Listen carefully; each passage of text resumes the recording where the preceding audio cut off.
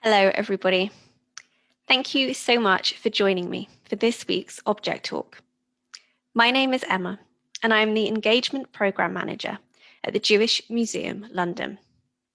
This week, you are joining me for an Object Talk on a seaside photograph from our collection. This object is one of over 40,000 objects in the Jewish Museum London's designated collection. A collection that explores the diversity of Jewish life and history. And our programs exist to explore connections between faiths and cultures. Our theme for this month across the museum is fun. And one thing many of us do for fun is take a trip to the seaside. In our collection at the Jewish Museum, we have many photographs showing the Great British Seaside. Photographs of Jewish families and friends going on trips or holidays to the seaside. For this week's Object Talk, I wanted to share with you the oldest photograph we have of a family at the seaside, and one of the oldest photographs we have in our collection. This photograph was taken right back in 1886, but the history of seaside holidays goes back even further. Holidaying by the seaside goes back to the 18th century. Although at first it was only an option for the very wealthy. Before this, the coast and the seaside were mainly enjoyed by people who lived on the coast. But seaside holidays began when doctors started to prescribe seawater as a treatment for different ailments. Some people would be able to afford a second home by the seaside. As travel could take so long, they would need to spend more than a week there for their trip to the seaside, much longer than the week-long summer holiday we're more familiar with today, and something that simply wasn't an option for people who needed to work. However, the invention of the railways around the 1840s made it much quicker and cheaper for people to get to the seaside, and so opened up seaside holidays for more people. In this photograph from 1886, we can see 7 children on holiday at the beach. It looks like quite a large family with 7 children, but actually, these are only 7 of the 12 children that made up this family. These are the children of Lewis and Hannah Levy. The family lived in Bow in London and were involved in a family business, which was George Cohen's Sons and Company. This was a scrap merchant business, and the children's father, Lewis, developed the company's ship-breaking business.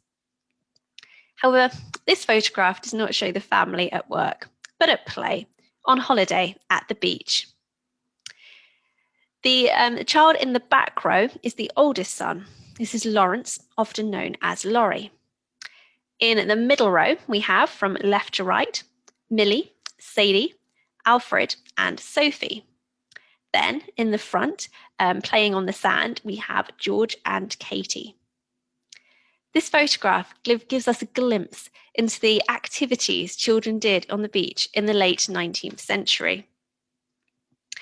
We can see Laurie in the back row holding a cricket bat and a cricket ball, showing a popularity of ball games on the beach, which is still found today. The children nearer to the front can be seen with buckets and spades. We can see both Millie and Sadie seem to have a spade in front of them. And in the front row, we can see George with a bucket in front of him. As we can see from the photograph, buckets and spades from this period would be made with metal. They could also be painted with colourful pictures of the seaside. They were limited to only wealthier children who would be able to afford them. And we can see the children don't seem to have a bucket and spade each, but instead are sharing 1 bucket and 2 spades. Since the 19th century, children, and I'm sure adults as well, have enjoyed using buckets and spades to build sand castles and also to go beach combing. The children are dressed in beach outfits typical of the period. They wear hats and lace-up boots. People would still cover up on the beach in the 19th century. We can see them dressed in a similar fashion 10 years later in another photograph that we have of the family. This photograph shows Hannah Levy. She is surrounded by her children. This time she is surrounded by 9 of her 12 children.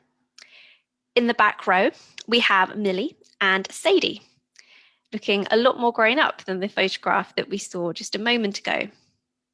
In the centre row are Dorothy, Ethel, Beatrice and Sophie.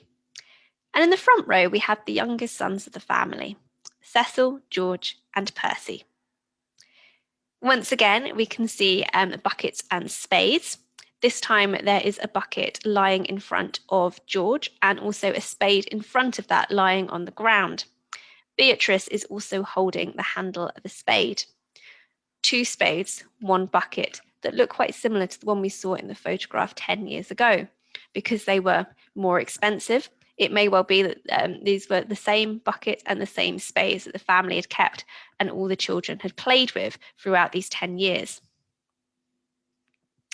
These photographs give us a glimpse into the very early history of the Great British Seaside, an early example of a Jewish family from London going to the seaside for their summer holiday together.